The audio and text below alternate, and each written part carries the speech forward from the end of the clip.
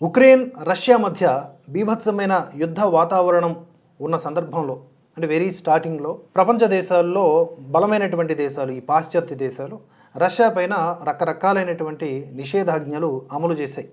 అంతేకాకుండా భారత్ వంటి దేశాలపై కూడా ప్రెజర్ పెట్టాయి. మీరు కూడా నిషేధం విధించండి, ఆ దేశం నుంచి ఎలాంటి సంబంధాలు నెరపకండి, ఎగుమతులు దిగుమతులు ఆపేయండి ఇలా. కానీ చాలా క్లియర్గా ఆది నుంచి కూడా మనం వ్యవహరిస్తూ ఉన్నాం. మన విదేశాంగ శాఖ పనితీరు అద్భుతమని చెప్పొచ్చు. జయశంకర్ గారు ఎన్నో వేదికల మీద స్పష్టంగా చెప్పారు. మీరు ఒక రోజులో రష్యా నుంచి తీసుకునేటటువంటి చమురు శాతము మేము ఒక నెల రోజులో తీసుకునేటటువంటి చమురు శాతంతో సమానం.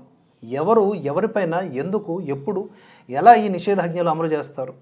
మాకు ఏం చేయాలో మాకు తెలుసు. మా దేశానికి సంబంధించినటువంటి అవసరాలు అలాగే మా యొక్క అభివృద్ధి ముఖ్యం. ఆ దిశగా ఏం చేయాలో అది చేస్తాం. ఇరు దేశాలు కూర్చొని మాట్లాడుకుంటే మంచిది. యుద్ధం అన్నిటికీ పరిష్కారం కాదు. ఈ విధంగా మనం చెబుతూ అదే మాటని నొక్కి ఒక్కాణిస్తూ ముందుకు సాగాం. కానీ ఆ సందర్భంలో ఇక్కడ ఉన్నటువంటి విపక్షాలు అక్కడ ఉన్నటువంటి ఈ అమెరికా వంటి దేశాలకి వంత పాడుతున్నట్లుగా ఎందుకు రష్యాతో అంత దారుణంగా ఉక్రెయిన్ మీద దాడి చేస్తున్న రష్యాతో సంబంధాలు నెరపడం ఇది ఎంతవరకు కరెక్ట్ అనేలాగా మాట్లాడారు. రష్యా నుంచి ముడి చమురును దిగుమతి చేసుకోవడాన్ని ఆక్షేపించారు. కానీ ఒకవేళ ఆ పని కనుక మనం చేయకపోయి ఉంటే ఎంత నష్టం వాటిల్లో ఉండేది అనేది ఇవాళ కేంద్ర మంత్రి చెబితే కానీ అందరికీ అర్థం కాని పరిస్థితి. తాజాగా కేంద్ర పెట్రోలియం సహజవాయువు శాఖ మంత్రి హర్దీప్ సింగ్ పురి దీనిపై మరోసారి స్పందించారు. రష్యా చమురును ఎన్నడూ ఆంక్షల పరిధిలోకి తీసుకురాలేదు. కేవలం దాని ధరపై మాత్రమే పరిమితి విధించారు. ప్రపంచ చమురు సరఫరా గొలుసు ఎలా ఉంటుందన్న వాస్తవం చాలామందికి తెలుసు. రష్యా నుంచి డిస్కౌంట్లో వచ్చిన చమురును భారత్ కొనుగోలు చేయడం వల్ల ప్రపంచ మార్కెట్లకు మేలే జరిగింది.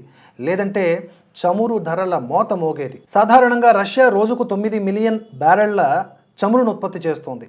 ప్రపంచంలోని అతిపెద్ద ముడి చమురు ఉత్పత్తిదారుల్లో మాస్కో ఒకటి.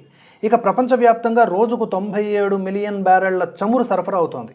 ఆంక్షల కారణంగా ఇందులో 9 మిలియన్ బ్యారెళ్ల సరఫరా ఒక్కసారిగా ఆగిపోతే ప్రపంచ వినియోగంలో 10% తగ్గించుకోవాల్సి వస్తుంది.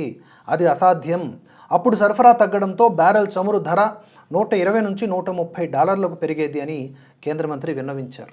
ఒకవేళ ఆ పాశ్చాత్య దేశాలు ఈ అమెరికా వంటి దేశాలకు లొంగిపోయి ఉంటే ఈరోజు పెట్రోల్ ధరలు $300-400 చేరేవి.